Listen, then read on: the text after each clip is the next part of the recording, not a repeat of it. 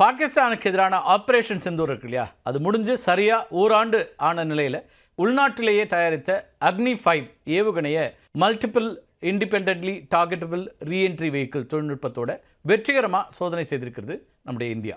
Mission திவ்யாஸ்திரா அப்படின்னு பெயரிடப்பட்டிருக்கக்கூடிய இந்த திட்டத்தில் அக்னி 5 ஏவுகணை முதல் முறையாக 2024ஆம் ஆண்டு சோதிக்கப்பட்டுச்சு. தற்போது MIRV அப்படின்னு சொல்லப்படக்கூடிய multiple independently targetable reentry vehicle இந்த தொழில்நுட்பத்தோட அக்னி 5 ஏவுகணை முதல் முறையாக சோதனை செய்யப்பட்டிருக்கு. விஞ்ஞானி ஷீனா ராணி தலைமையிலான குழுவினர் அக்னி 5 ஏவுகணையை வெற்றிகரமாக சோதித்து வரலாற்று சாதனையை நிகழ்த்தி இருக்கிறாங்க. ஷீனா ராணி மிஷன் திவ்யாஸ்திரா திட்டத்தின் பின்னணியில் இருக்கின்ற மிக முக்கியமான ஒரு ஆளுமை. அது மட்டும் இல்லாமல் இந்திய பாதுகாப்புத்துறையினுடைய பெருமைக்குரிய ஒரு விஞ்ஞானி. ஷீனா ராணி ஹைதராபாத்தில் இருக்கக்கூடிய அட்வான்ஸ் சிஸ்டம்ஸ் லெபார்டரியில் மூத்த விஞ்ஞானியாக பணியாற்றிட்டு இருக்கிறாங்க.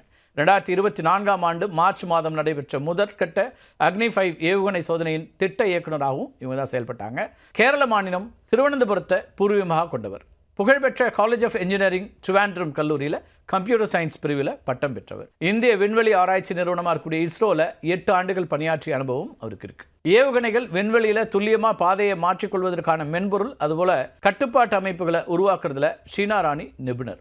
அக்னி 5 ஏவுகணை விண்வெளியிலிருந்து மீண்டும் வளிமண்டலத்திற்குள்ளே நுழையும் போது அதில் இருக்கக்கூடிய பல வார்ஹெட்ஸை துல்லியமாக பிரித்து வெவ்வேறு இலக்குகளுக்கு அனுப்பக்கூடிய சிக்கலான தொழில்நுட்பத்தை வடிவமைப்பதில் இவருடைய தலைமையிலான குழு பெரும் வெற்றி பெற்றிருக்கிறது. இந்தியாவினுடைய ஏவுகணை மனிதர் அப்படின்னு நாம் பெருமைக்குரியவராக சொல்லப்படக்கூடிய நம்முடைய டாக்டர் APJ அப்துல் கலாம் இருக்கிறார் இல்லையா, அவர் அப்படி அழைக்கப்படுறது போல அக்னி ஏவுகணை திட்டங்களுடைய சிறப்பான செயல்பட்டு வரக்கூடிய ஷீனா ராணி இந்தியாவினுடைய மிசைல் உமன் அப்படின்னு அழைக்கப்படுறாங்க.